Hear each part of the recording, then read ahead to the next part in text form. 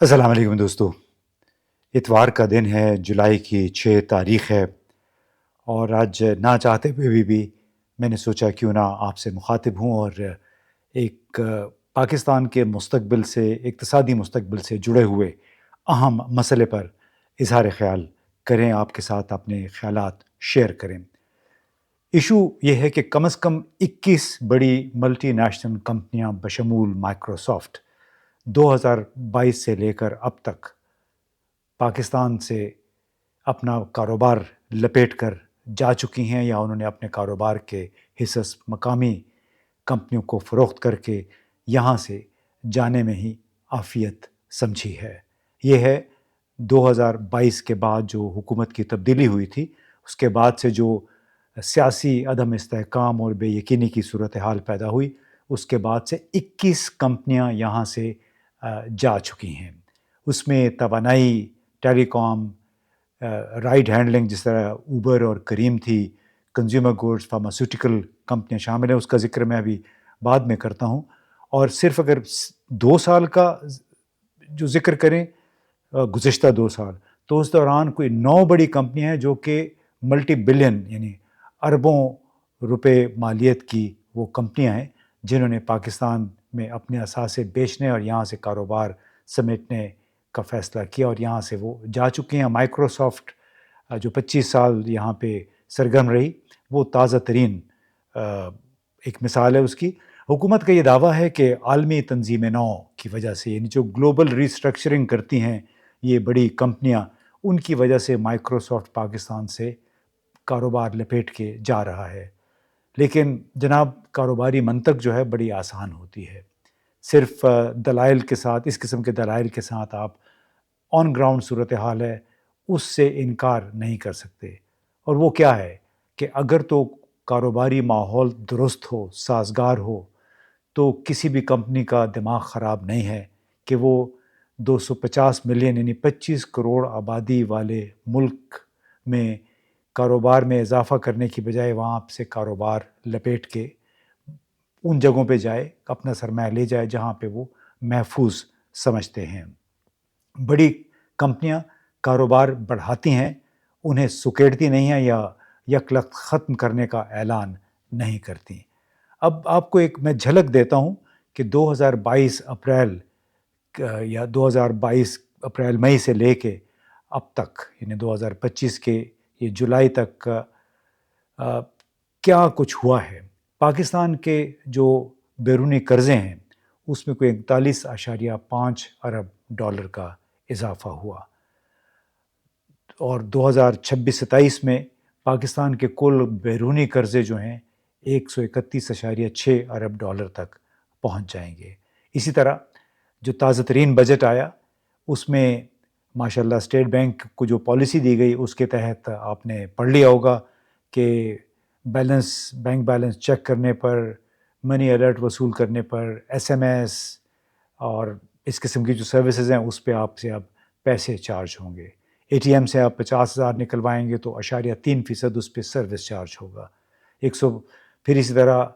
1,00,000 روپے پر 300 روپے کی کٹوتی ہوگی اگر آپ اے ٹی ایم کے ذریعے پیسے نکلوا رہے ہیں۔ اسی طرح اور بہت ساری سروسز ہیں جس میں 0.6 0.5%، یعنی دوسرے لفظوں میں وہ یہ کہ اگر اے ٹی ایم یعنی بینکنگ چینلز کے ذریعے آپ اگر کام کرنا چاہتے ہیں تو پلیز نہ کیجیے، کیونکہ اے ٹی ایم کے استعمال کرنے کے یا بینک سے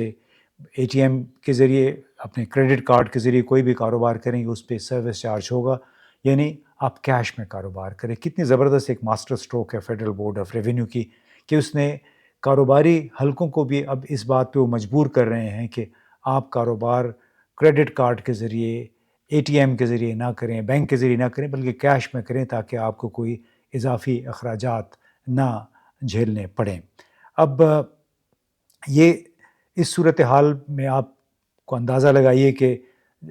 بل گیٹس نے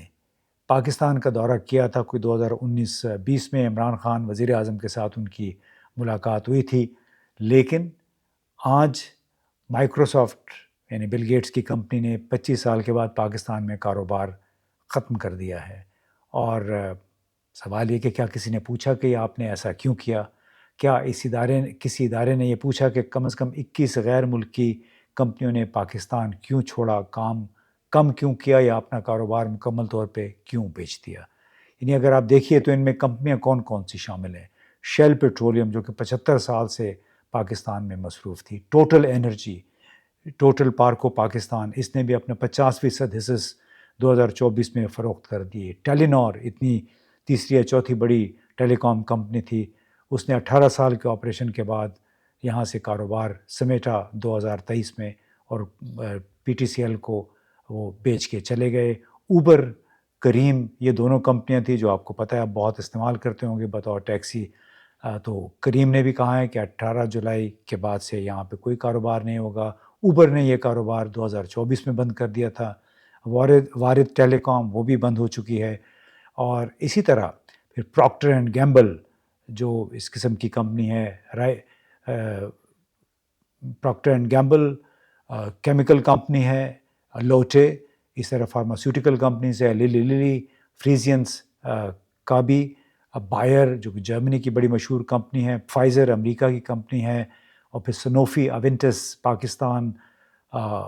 ویاترس یو ایس اے یعنی امریکہ کی کمپنی ہے،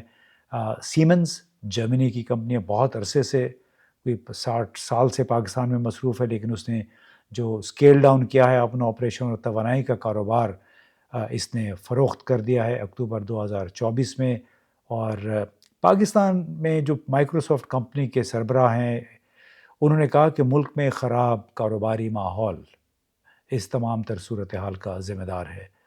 اب اندازہ لگائی کہ اگر مائیکروسافٹ جیسی کمپنی ملک کے کاروباری ماحول سے خوش نہیں ہے تو چھوٹے سرمایہ کاروں کے بارے میں سوچیں کیا ان کا حال ہوگا۔ ذرا دیکھتے ہیں کہ وجہ کیا ہے کہ یہ ہماری حکومت، ہماری فوج،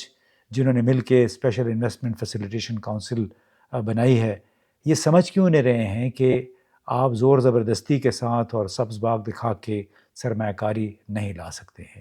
یعنی ایس آئی ایف سی غیر ملکی سرمایہ کاری کو راغب کرنے کے لیے ایک بڑی دھوم سے یہ ادارہ قائم کیا گیا، لیکن بات یہ ہے کہ کیا جو گراؤنڈ ریالٹیز ہیں، ہمارے حالات ہیں، ان کا احساس ہے آپ کو؟ S I F C Pakistan کے معاشی زوال اور ناقص یا سرمایہ کاری کی عدم موجودگی کا دراصل حقیقی جواب نہیں ہے۔ فرسودہ قواعد اور ضوابط، قوانین پر نظر ثانی کیے بغیر، بشمول فیڈرل بورڈ آف ریونیو کی تطہیر اور اصلاح کے، آپ اس ملک میں کاروبار کو فروغ نہیں دے سکتے۔ قانون کی حکمرانی کا احساس، رول آف لا جس کو کہتے ہیں، پھر آپ کے جو بزنس رولز ہیں ان کے احترام، یعنی کانٹریکٹس کے احترام کو یقینی بنائے بغیر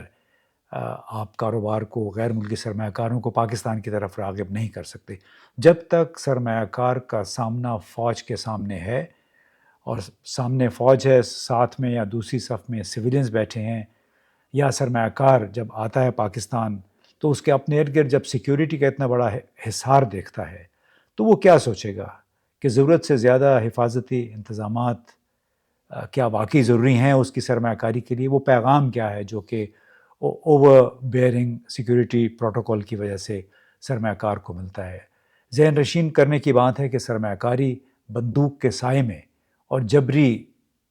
پروجیکٹس کی جبری منظوریوں کے تحت کاروبار اور سرمایہ کاری کو کنٹرول کرنے والے قوانین کو توڑ مروڑ کر ان میں زبردستی ترامیم کر کے، درست کر کے، یا ان میں جدت لائے بغیر آپ کسی کو بھی اپنی طرف راغب نہیں کر سکتے۔ اشارہ وہ ہے کہ جو مائیکروسافٹ کمپنی کے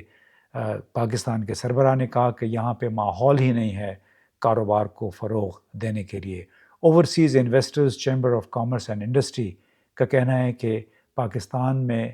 دراصل اعتماد کے بحران اور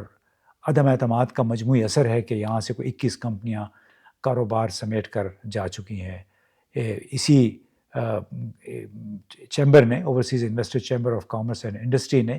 ایک کسی ماہر کو یہ کوٹ کیا ہے کہ ملٹی نیشنل کمپنیوں کے اخراج کے پیچھے سب سے بڑی وجہ پاکستان کی پالیسیوں کی بے ترتیب نوعیت ہے۔ متضاد قواعد و ضوابط اور اچانک پالیسی کی تبدیلیوں سے غیر یقینی کا ماحول پیدا ہوتا ہے، جس سے کاروبار کے لیے طویل مدتی منصوبہ بندی کرنا مشکل ہو جاتا ہے۔ استحکام کا یہ فقدان نہ صرف سرمایہ کاری کے فیصلوں میں رکاوٹ ہے بلکہ سرمایہ کاروں کے اعتماد کو بھی مجروح کرتا ہے۔ ملٹی نیشنل کمپنیز پھلنے پھولنے کے لیے فور کاسٹنگ، پیش گوئی اور مستقل مزاجی پر انحصار کرتے ہیں، یعنی سرٹنٹی آف پالیسی، اور جب ان عناصر کی کمی ہوتی ہے کسی بھی ماحول میں، یعنی آپ فور کاسٹ نہیں کر سکتے اگلے 10 سال کے لیے، اور آپ کو یقین نہیں ہے کہ اگلے 5 سے 10 سال کے لیے پالیسیاں وہیں رہیں گی جن کی بنیاد پہ آپ نے اپنی منصوبہ بندی کی ہے، وہاں پہ کوئی منصوبہ بندی نہیں آ سکتی۔ پھر عام طور پہ ان کا فیصلہ ان ملکوں کے لیے ہوتا ہے جہاں پہ آپ کو کہتے ہیں کہ واقعتاً ون ونڈو آپریشن ہے، آپ جہاں جائیں تو آپ کو تمام تر پرمیشنز جو ہے ایک ہی جگہ سے مل جاتی ہیں۔ یہ نہیں ہوتا کہ ایک بیوروکریٹ سے آپ دوسرے سے تیسرے سے چوتھے بیوروکریٹ کا دروازہ کھٹکھٹائیں، ان کی خوشنودی حاصل کریں اور پھر وہ آپ کے پرمٹ پہ، آپ کے NOC پہ سائن کریں گے۔ تو جو پاکستان کی پالیسی کی غیر یقینی صورتحال ہے، ریگولیٹری تبدیلیاں ہیں، مسلسل تبدیلیاں۔ پھر 2-3 سال سے ایک مسئلہ بنا ہوا ہے پروفٹ ریپیٹریشن، یعنی آپ جب اپنا منافع یہاں سے ڈالر کی صورت میں نہیں لے جا سکتے، بڑی سخت اس پہ پابندیاں ہیں۔ پھر ریڈ ٹیپزم بہت زیادہ ہے، تو کون یہاں پہ سرمایہ کاری کرے گا جب اس کو پتہ ہے کہ میں نے اگر $50 ملین لگائے، $50 ملین کا اگر $5 لاکھ مثال کے طور پہ منافع ہوا 6 مہینے سال کے بعد، تو وہ یہاں سے اس کو 50 قسم کی منظوریاں، 50 مرحلے طے کرنے پڑیں گے کہ اپنا 5 لاکھ یا کا جو سرمایہ ہے وہ یہاں سے نکال سکے۔ تو اس طرح بحیثیت مجموعی جو ہماری ایک بنیادی ایک سوال یہ پیدا ہوتا ہے کہ SIFC، ہماری فوج، ہماری سویلین بحیثیت مجموعی تمام جو افسر شاہی ہے، کیا وہ کاروبار کو فروغ دے رہی ہے یا اس میں رکاوٹ پیدا کر رہی ہے؟ کیا صحیح معنوں میں کوئی ون ونڈو آپریشن ہے یا پھر ایسی اس ون ونڈو کے اندر 100 دوسری کھڑکیاں ہیں اور سرمایہ کار کب ایک کھڑکی سے نکل کے دوسری سے تیسری سے چوتھی کھڑکی کی طرف پھر جانا پڑتا ہے اس کو۔ تو جناب، ٹرائی ٹو انڈرسٹینڈ SIFC کوئی زور زبردستی کا ایک ادارے کے طور پہ دیکھا جاتا ہے کہ وہاں فوج موجود ہے، فوج اپنا فوجی افسران روب ڈال کے پروجیکٹس کی منظوری لے لیں گے۔ کاروبار کو فروغ اس طرح نہیں ملتا، کاروبار کھلی فضا میں ہوتا ہے جہاں پہ سرمایہ کار مقامی اور غیر ملکی کو یقین ہو کہ وہ اپنے پیسے لگائے گا، اس کے اوپر کوئی FBR والے نہیں آ جائیں گے، اس کے اوپر منسٹری آف انٹیریئر والے نہیں آ جائیں گے انویسٹیگیشن کے لیے، اور یہ کہ اس کے کاروبار سے جو بھی اس کو منافع حاصل ہوگا وہ آسانی سے باہر لے جا سکے گا۔ اگر وہ امپورٹ ایکسپورٹ اس کو ضرورت پڑے گی، اس کی راہ میں کراچی پورٹ پہ کسٹمز والے، FBR والے، انٹیلیجنس والے کوئی رکاوٹیں نہیں ڈالیں گے۔ تو خدا را سمجھنے کی کوشش کیجیے، پاکستان میں سرمایہ کاری کا بحران بنیادی طور پہ اعتماد کی کمی کا بحران ہے۔ بنیادی طور پہ یہاں پہ جو بزنس انوائرمنٹ ہے، کاسٹ آف ڈوئنگ بزنس بہت زیادہ ہے، اور بہت مشکل بھی ہے، پیچیدہ بھی ہے، جس کی وجہ سے پاکستان کی طرف کوئی رخ نہیں کرتا۔ تو اگر یہ حالات درست نہ ہوئے تو ابھی تو 3 سال میں 21 کمپنیاں گئی ہیں، جو شاید 2-4 باقی رہ گئی ہیں۔ خطرہ یہ ہے کہ آئندہ 1-2 سال کے دوران وہ بھی یہاں سے نکل جائیں گی۔ بہت بہت شکریہ۔